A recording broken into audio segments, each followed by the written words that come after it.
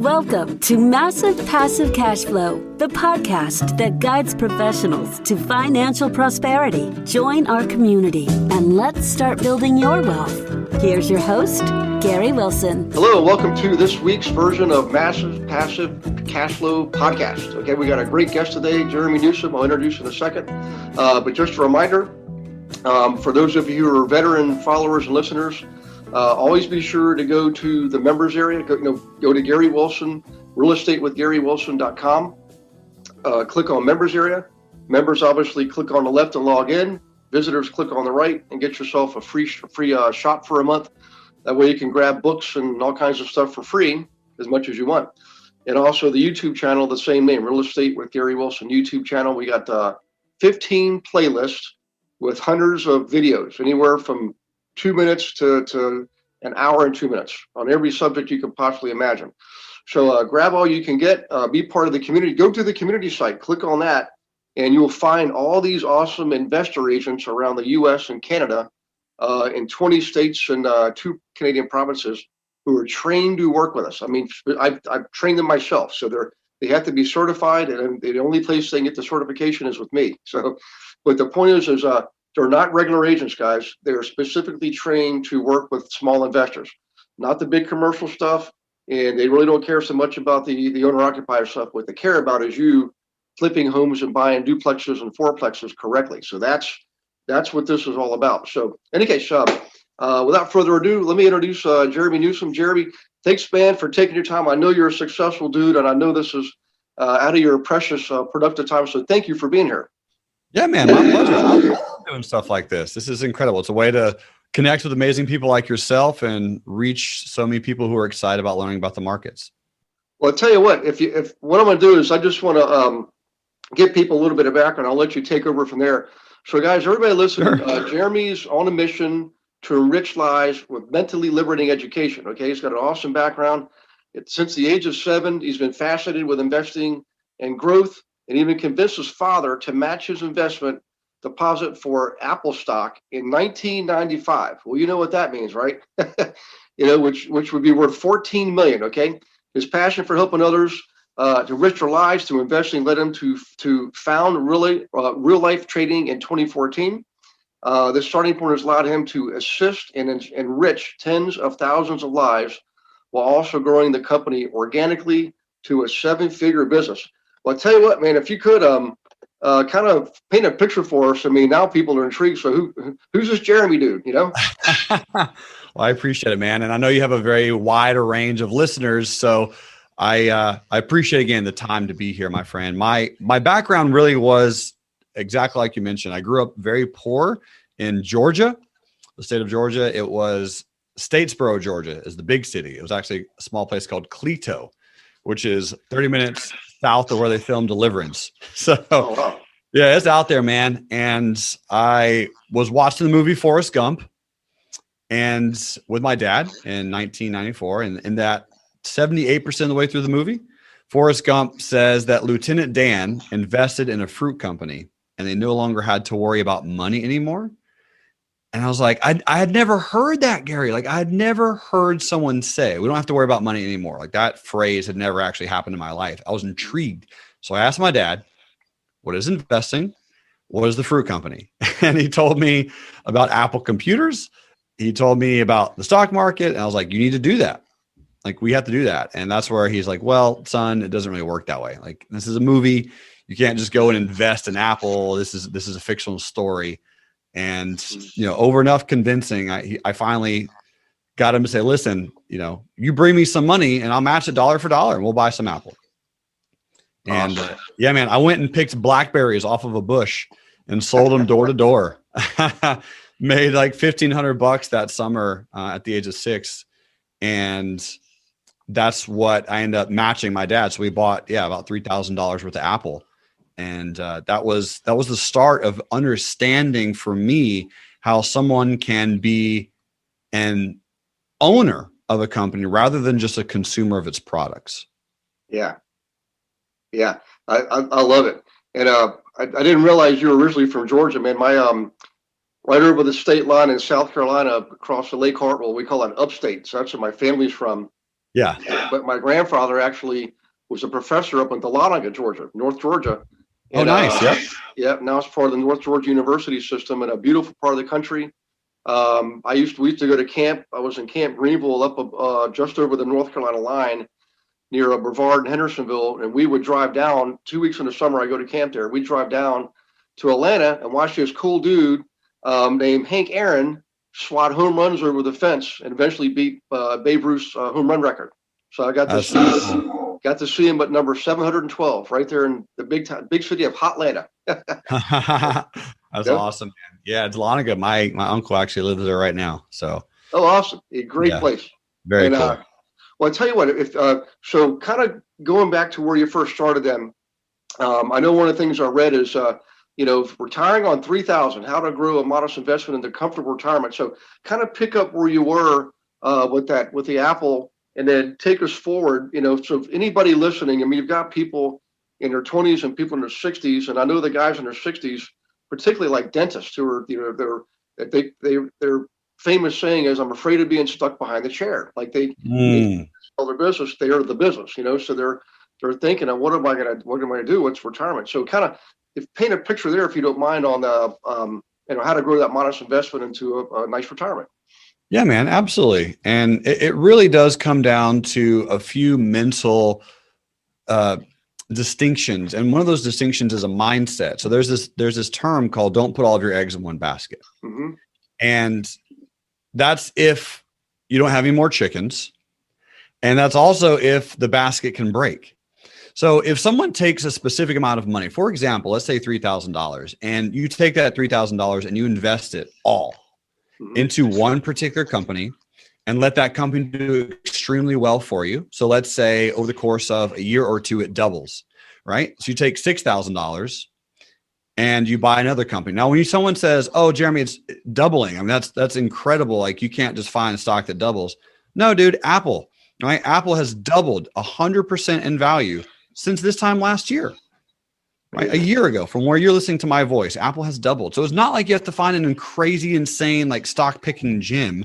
It's not that hard. There are numerous companies. In fact, Gary, an interesting stat, 12 companies every year. Sorry, I apologize. Every single year, there are 52 companies that will double every year. 52. Wow. One a week. Every single year. And if you can find one of those companies, and there's companies that are generally very, very common, like Peloton. You've heard of Peloton, right? Peloton's on the stock market. Yeti. I'm sure you have a Yeti cup or Yeti cooler. It's doubled in value over the last year or so. PayPal, Square, Shopify, Wix, GoDaddy. I can go down a very, very long list. And the point is, if you take that $3,000, double it into $6,000, right? Then you take that $6,000, put it into another company, a good company, one that you use, one that you understand, one that you like. Let that double. 6 becomes 12. Okay. Now you're 2 years in, right? At 12, and you probably can see where this is going. You take that 12 and you again stick the whole amount into one phenomenal, amazing, incredible company, not some random biotech pharmaceutical, knee cancer drug company, but you're going to put into something legitimate, something sustainable, like Planet Fitness or Carvana or nothing like ExxonMobil. I mean, ExxonMobil hasn't been cool, sexy, or amazing for years. So you're going to put into something that's growing, man, something that's growing sales, something that's growing revenue, and keep repeating that over and over and over. And it's actually quite simple to do in the market, and you can do very, very well. Wow. Well, that's pretty. So tell me a little bit about so behind the scenes, like if you look at operations, how does it work? Like, what's the trading part of it? You're trading, like, give us an idea of, trading one-on-one. Kind of fill us in there, if you don't mind, for the people who are kind of new to this, Yeah, totally. Yeah. So realistically, very many people are going to have access to a broker. And if you don't, it's very easy right now to do that. You can get brokers on your phone. So there's a broker called Robinhood. There's a broker called TD Ameritrade. There's a broker called Webull, Charles Schwab, Interactive Brokers, Tastyworks. There's a lot of brokers out there that we can access. And the cool part is, man, right now, there is 0 commissions for trading. 0. Wow. So 20 years ago, it was like $45 to make a trade. Right now, it's $0. So you'll appreciate this as a real estate agent and a real estate specialist. There's no transaction fees. So it's very inexpensive to get in and get out, to play the game, to be in. So if you're using a company like Robinhood and you go in and you open up an account, fund your account, it can be done literally in 19 minutes. And once you have the account open, you then go and start searching for particular companies that you use and or companies that you compete with. So you'll appreciate this. I'm sure you've heard of Zillow and Redfin. Oh, yeah. Yeah. Both of those companies are up 300% over the last few months. Wow. Right. And you probably know why. So having Zillow, I mean, all these real estate agents pouring tons and tons of money into Zillow is incredibly important. If there are dentists out there who are listening, there's a lot of medical research companies and medical technology companies, healthcare companies that dentists probably know a lot about that I might not. So they're going to be able to really specialize in really, really directive healthcare companies or medical technology companies that, again, we might not know that much about. Same thing with electricians or engineers. They might be very, very familiar with particular companies that are going to be growing. But another company that I like a lot also, Gary, is Fiverr and Upwork.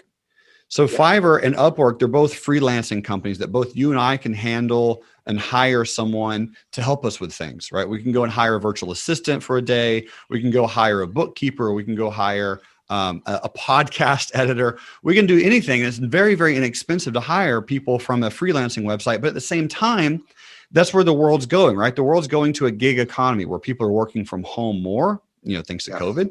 But people are being able to stay home. They're being able to have side hustles. They're able to take that side hustle money and directly invest it into stocks. And that is why this is such an important time to learn. So yeah, man, it really is not that massively hard. Going in, opening up a broker, finding companies that you know, that you use, that you are aware of. I mean, if you need help finding a company, email me, right? I'll give you 9. It's not hard to think of a company that we interact with as humans and consumers every day. Yeah. Well, I appreciate that. I just want to chime in here. It's funny because people have gotten used to on my podcast. I don't just have people on that are great at real estate investing or great at brokerage. It's really diverse because I know for myself, I didn't get where I am just by real estate. I would definitely have done quite well in the stock market, And when I was in the corporate world, I guess I'm kind of a nerd. The bank I worked for was a big national bank. I did mergers and acquisitions, and we had a corporate library. And at lunchtime, instead of going out and having the proverbial 2-beer lunch, I would go up to the library with my bag lunch, sandwich and chips and stuff, and sit there and study for an hour. I would read all the periodicals, Morningstar ratings, Barron's. I mean, I got a real education, and as a result, it's funny because I'm a real estate guy. I was averaging 20% returns on my investments in the stock market, Wow. Really neat. I was able to combine both schools of knowledge. So I'd done well in real estate, as far as business goes, and I'd done well personally in the stock market for my own personal investing. But what's interesting, in the last recession, Jeremy, I was being contacted by hedge funds. Hedge funds were starting to move out of, commodities and things like that, and to traditional stock, buying businesses and getting into real estate. And they were buying giant tapes. Tape is a block of mortgages, right? And they would contact me, say, we understand you do a lot of business with investors, and you got the highest ratings in your area. Can you help us with this $100 million worth of property? And I'm like, yeah. So a tobacco commodities broker from New York, #1 tobacco commodities broker in the world, contacted me and he said, I want to create a mutual fund that's made up of portfolio of investor properties. Can you help me? And I said, absolutely. I didn't know how, but my brain said, say yes right now.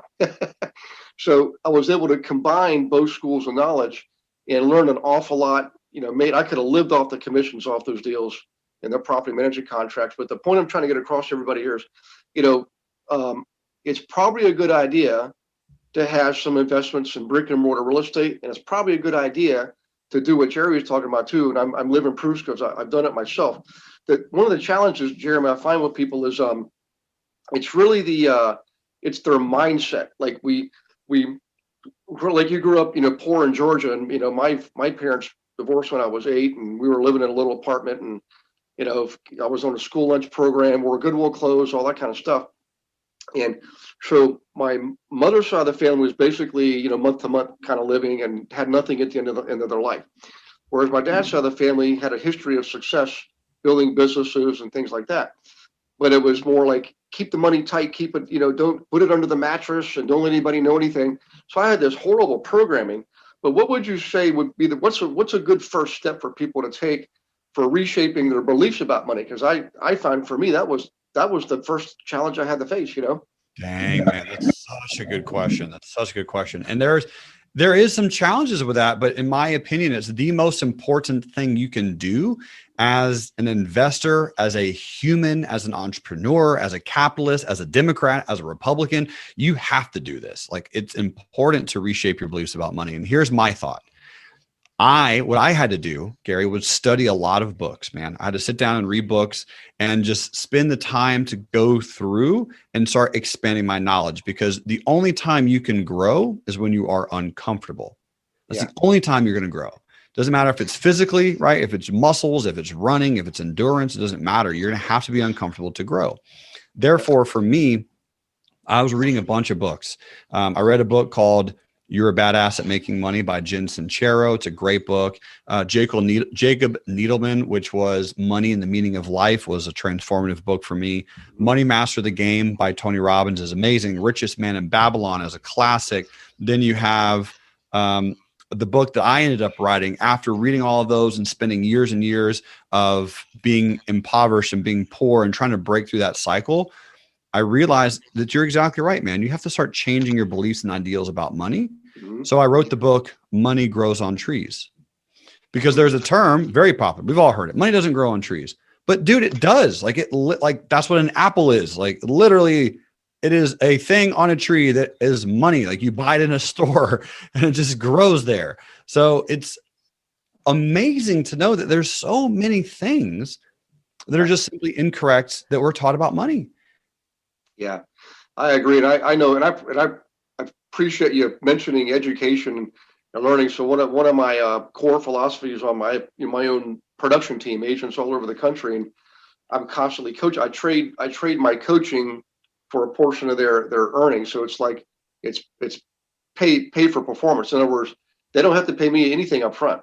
It comes out of their production, which means I'm taking the risk, right? So, but one of the things I focus on is we call the vision, and throughout the whole learning process, there's lots of learning in books. So the philosophy is this: success is really three variables. It's first education, followed by information, and the really cool thing about the right education, it shows you how to get and use the right information, and then you take the right action. So right education plus right information plus right action equals right results. And it sounds so simplistic, but the fact is most people bypass one of those steps. They either don't spend enough time learning, so they're operating blind, or they're too hasty. They don't gather enough information to make an educated, informed decision, or worse yet, they either don't take action or they take incorrect action in spite of what they've learned. So, and part of it is reprogramming yourself. And I hate to make it sound so technical like that, but it really is what it comes down to. You've got to change your paradigm, your internal view of money. And I'll give everybody a big hint here. In my early years, I learned how to make money. I learned how to build wealth and income. I was pretty good at it, but I wasn't in alignment. I felt guilty, actually. In fact, it was very uncomfortable. So what I figured out was I was making the money the goal, and I realized money is just a medium of exchange. It's a commodity that's traded just like any stock and bond. Money gets traded every day, just like pork bellies do. So I thought, wait a second. Well, money really then is a measurement of success. So it really reflects, to me, the reward. Here's what the reward for a coach is. It's not really so much money you make. That's not the end goal. It's who you have to become as a person to be able to make that kind of money. And that's why what you're talking about is so transformative. You've got to change yourself, Gary's dropping knowledge bombs, people. There you go, man. So, so I appreciate you pointing out. And I've got, by the way, you mentioned Tony Robbins. My first transformative book was Awaken the Giant Within. I was 32 years old. One of my tenants left it in an apartment. And I thought, that looks pretty cool. I'll read that one day, No way. They left it in an apartment. You just picked it up. I read it and I'm like, poof, like, wow. I knew that. Then I started studying, taking, John Maxwell, T. Harv Eker, who else? Jack Canfield. Of course, Dave Ramsey's pretty contemporary. Robert Kiyosaki, Jim Rohn. Yeah, just some amazing teachers along the way. Stephen Covey. I still use this. Well, can't really see because of my background, but it's the Stephen Covey planning system. 32 years I've been using it. So, and people always want to, tell me, how do I make money? And I'm like, I am. You're just thinking, they're thinking, give me a step to execute to generate $1. And what I want to tell you is, I can do that, but you'll just make $1. But if I can help you to become the person you need to be able to generate the energy that makes the action work to generate the money, then it's perpetual and there's no limit to how much you can generate, So sorry to get off teaching and preaching mode there, man, No, dude, that's what it's all about, man. I mean, realistically, like it is that you mentioned the word alignment. Like that's what it's about. That's what it's about, because it doesn't matter. Like if you're a dentist, an engineer, a farmer, a real estate agent, a teacher, it's irrelevant. Like we always need so many aspects and so many professions in this world. We need it. It's incredibly, incredibly crucial.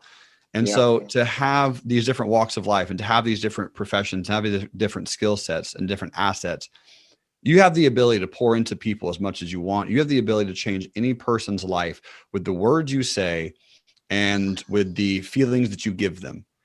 And you can do that with just simply being present, being in the moment, being in alignment with who they are and how they are. And it doesn't have to do anything with money, but money will come to you more if you are in more alignment with what you're doing and why you're doing it. Yeah. Well, I tell you what, that brings up a couple of interesting thoughts here. So in my early years, looking back, it was like combination of fear and greed. I felt greedy. That's why I was uncomfortable. And it actually became, there was like a fear of the success. I'm like, I was out of my comfort zone. I didn't have the alignment, but what would you tell people when it comes to those true critical phenomenon, fear and greed? I mean, what's the difference, and how do you understand them, identify them, relate to them, that kind of thing, Yeah, dude, such a good question. I mean, realistically, my thoughts on it are this. I don't personally believe the stock market is controlled by fear and greed. I think it's controlled by fear and optimism.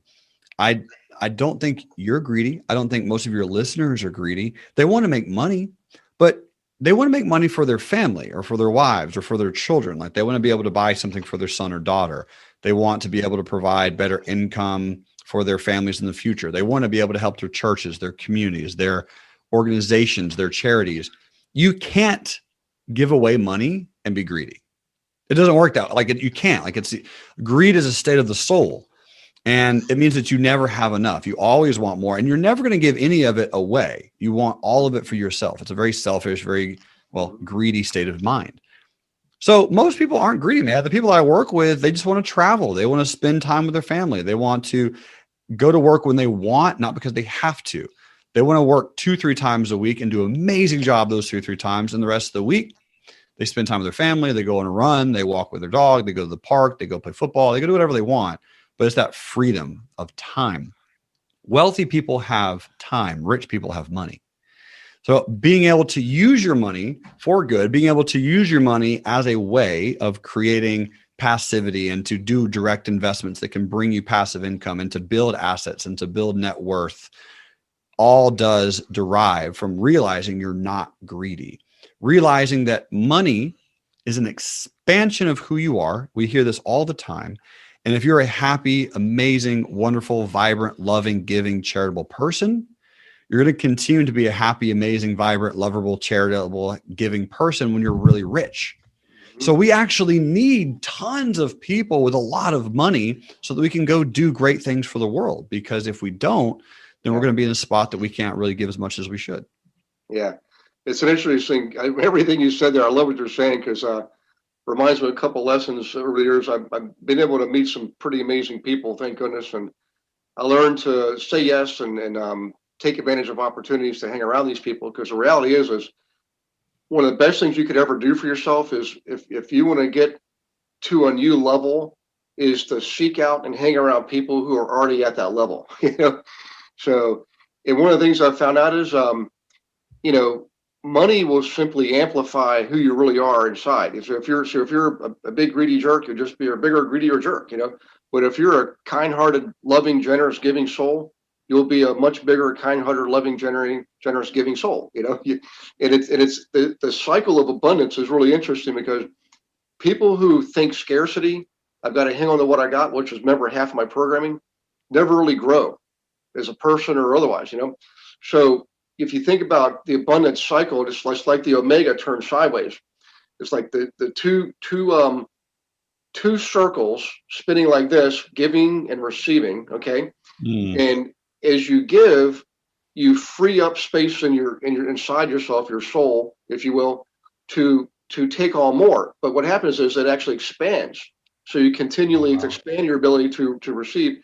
And if you're on the giving side, so the more you give, the more you're able to receive. And that's the way the universe works. That's the way God works. I mean, there's plenty of scriptures on this, but the bottom line is, he who is a good custodian with what he's got, and he who is given much much is expected of him. And the cool thing is, if you think about that cycle, it's like electricity. It flows in a series. If you walk in a room and turn the light switch off, the current stops flowing. If you turn the light switch on, the current keeps flowing. So keep it on, keep the light on. And it's a mathematical certainty you're going to grow. So I love that, man. I think that's probably the first time I've ever heard that. I appreciate that when you're saying that if you give, you have more room to receive. Like that, I think it's just capacity. Visual. Yep.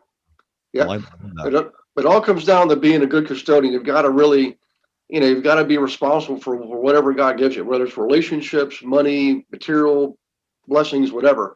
Yeah. Whatever your talent is, just help other people get what it is you want, and you'll, as a result of being in that immersing yourself in that, you'll be able to get some of it too, so that famous line, I love it, man. I love that. And that's why I did my absolute best to create something powerful when I created the company Real Life Trading, is I wanted to teach people how the stock market works. I wanted to teach people, like you mentioned, the mechanics, the ins and outs, because it's not only, hey, you can invest in stocks and make money. It's also a lot of what you mentioned. Like I just came out with a class called Real Life Trading Psychology.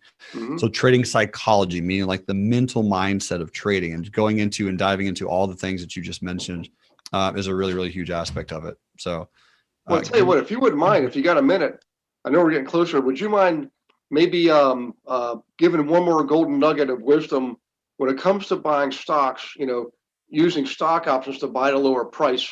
Kind of ties in with your last statement there. If we could give people some degree of, I think I can do this kind of thing by giving a real life example, that'd be awesome. Yeah, totally, man. So my wife needs me for just a second. Am I able to pause for just a few moments? Yes. Okay, give me 3 minutes and I'll come right back, Gary. Sounds Sorry good. about that. That's okay. good. I'll be right back. All right, man. That's a great question. So how does all of that relate to options? Well, in general, if we are thinking about trading, if we're thinking about money, we have to realize that the stock market is probably arguably the best way to access liquid currency immediately. Because real estate is amazing. I love real estate. I have a lot of real estate investments and I do a lot of syndications with real estate. But in essence, it's not liquid. It's not immediate. It takes time. But when you're talking about the psychology of trading, man, it's fast. It's super, super immediate. And that's why people for so long have said it's gambling. Because it feels like it's gambling because it's immediate. You put it in something and you're going to get a return or a result very, very fast. And that can really alter and mess with your mind. It can mess with your psyche. It can mess with your just emotional stability. And although we can definitely all agree that stock market's not gambling, if you don't know anything about it, if you have no education, like you mentioned earlier, if you have no proper decision-making abilities because you haven't learned then it is gambling. And we have to make that distinction. We have to realize that this is a career. This is a hobby. This is something you can decide if it's a career. You can decide if it's a hobby. You can decide if it's a side hustle. You get to pick how much time you devote to this and how much effort you put into it, and therefore how much reward and result you get from it. Cool. Well, I tell you what, I've thoroughly enjoyed this, and you got me interested again in shifting some of my time into the stock market again. It's been a little bit of time. Man. Awesome. Yeah, I've been building a business this last year, and it's just unbelievable timing. I was prepared for this virus thing. Not that I anticipated, just the moves that I made prior to it were very, just like a Forrest Gump moment. I happened to be the guy with the boat out in the water instead of all the other boats getting smashed around on the shore, So I've been focusing on that. So in any case, if you could, how can people get a hold of it? Because I think this is an incredibly valuable subject and something everybody should take advantage of, and it's complementary with real estate. You should have both. I always have. So what can email, website, podcast, blog, fill us in, man. I appreciate that. I'll fill you in on all of it. If anybody wants to hear my journey, so I'm sure most of your real estate professionals are familiar with the woman Brittany Turner. So she's a business partner of mine, and we did a podcast together called Broke to Woke, and it's anywhere that you get podcasts. It's easily listenable, 15-minute segments, and you can crush it in a day. It's a great listen.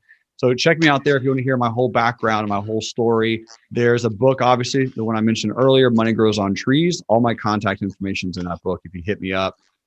Email, all social media, I'm everywhere. My dad's name was Jerry, and so my name is spelled with 2 R's, which is Jerry and me. That's my mom, Jeremy. So that's why I got 2 R's. Yeah. So Jerremy Newsome, just the way it sounds, Newsome. JerremyNewsome@gmail.com is my email address. And if anyone throws in my name into Google, I promise you'll find me and track me down. All right.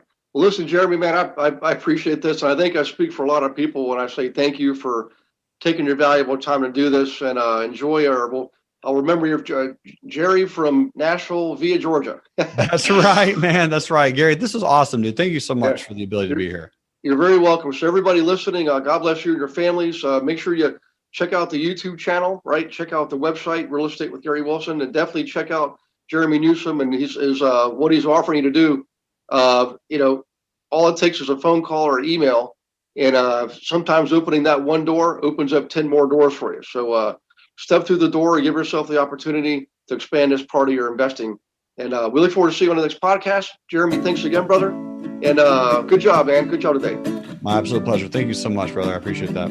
Yeah. Thanks for listening to this episode of Massive Passive Cash Flow. Be sure to go to realestatewithgarywilson.com to join our community and start building wealth today.